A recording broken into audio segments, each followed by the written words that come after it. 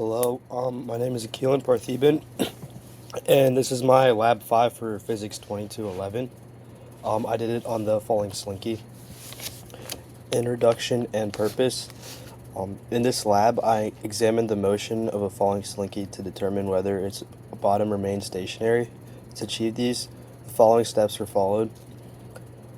The tracker was used to analyze the motion of the falling slinky.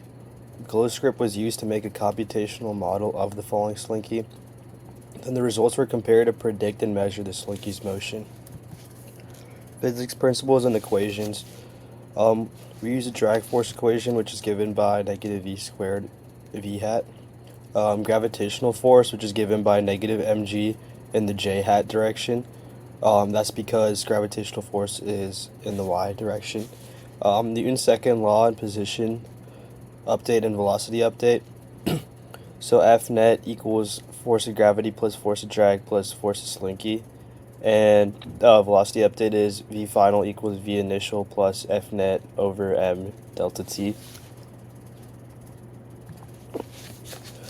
Tracker analysis. The mass of the slinky was 0.25 kilograms. The initial position was given as 3.1 times 10 to the negative 2, comma negative 1.275, comma 0.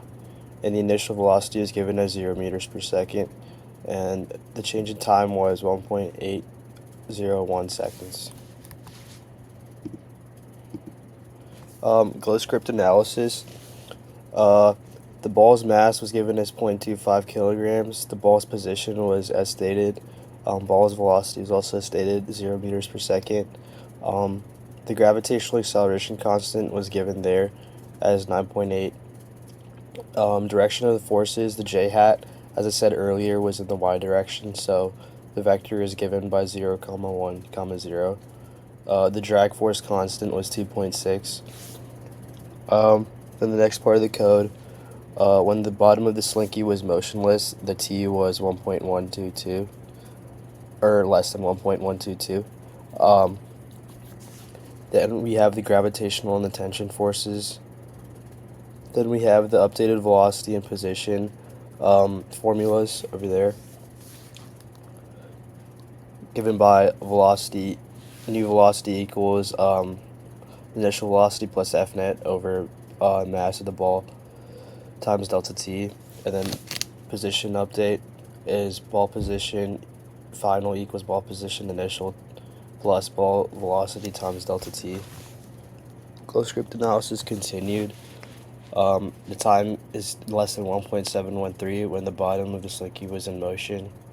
Again, these are the gravitational and drag forces and the same updated velocity and position formulas.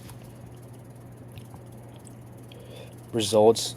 The bottom of the slinky moves slightly but experiences zero net force because the tension force and gravitational force both balance each other when the top of the slinky reaches the bottom.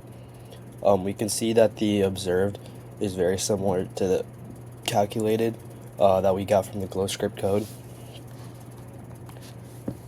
Possible sources of error. The tracker analysis, errors in marking positions or low video resolution could have been an error. GlowScript model simplifications or incorrect input parameters. The experimental setup, external forces or misalignment of the slinky, which would be my fault if I put it wrong in the tracker. And the comparison, the timing mismatches are just subjective interpretation.